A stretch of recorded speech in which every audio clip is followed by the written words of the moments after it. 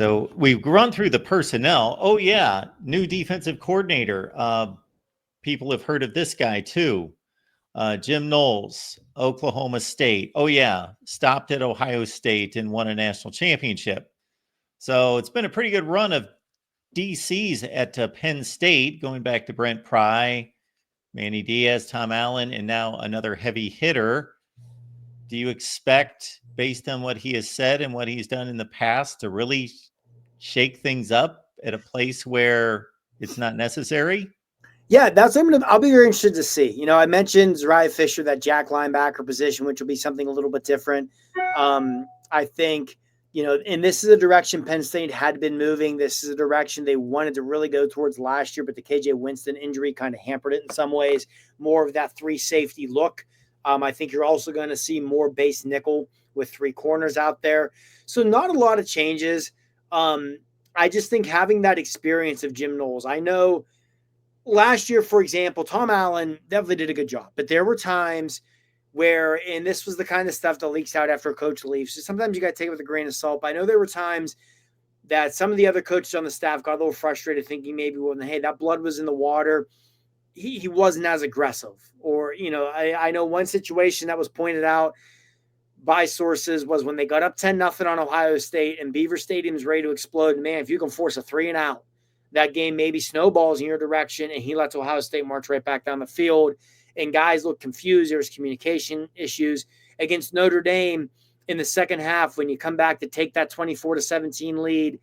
And yes, it's on Cam Miller and nobody else that he fell down, but still that you let them go right back down.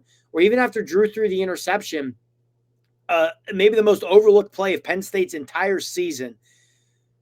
Notre Dame had a third down from about the 40. They were not in field goal range. And Allen ran a corner blitz where, again, the cornerback whiffed on it, and they picked up the first down. If they don't pick up that first down, they probably punt the ball. Game goes to overtime. Who knows what happens? So just little situations like that where I know there was some frustration, where I think that game experience of Jim Knowles, the big game experience, right? The national championships, the playoffs, the Big Ten championships, that's where that pays off. Getting a different voice in the room obviously can always be beneficial. And I know I've seen a lot of people say it where they point out year one Jim Knowles defenses tend to not be as good because it can be a tough system to learn. My rebuttal would be, well, year one at Duke, no knock on Duke, you're at Duke. Year one at Oklahoma State, no knock on Oklahoma State, you're at Oklahoma State. The level of player is much different. Even his first year at Ohio State, obviously, he had a lot of talented players, but go look at Ohio State's defense the year before Jim Knowles got there. It was not good. He inherited a real mess in Columbus. So he's not inheriting that. This is by far the best defensive core and culture and that sort of thing he's ever inherited. And you mentioned, going back to Brent Pry, who became the defensive coordinator all the way back in 2016. They've been on a roll. Pry, Manny, Tom Allen.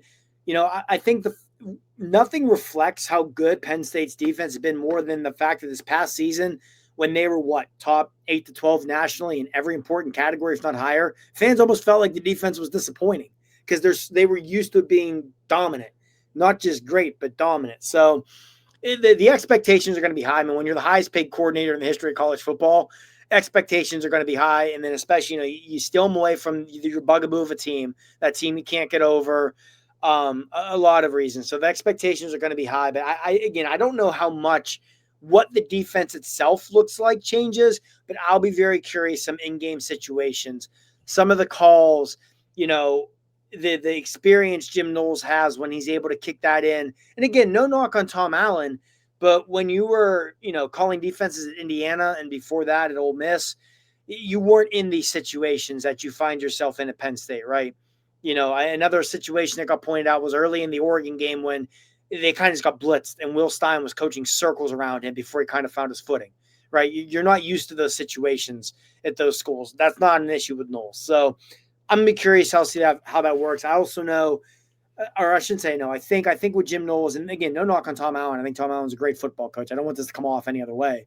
I think Knowles is going to be a little bit of a better culture fit at Penn State too. I think the fact he is a South Philly guy, he kind of fits that that central PA blue collar kind of deal. So I think that works out too. So I expect the defense to be very good again. You've got a lot of talent. You've got maybe the best coordinator in college football. And, it helps if you look at their early schedule.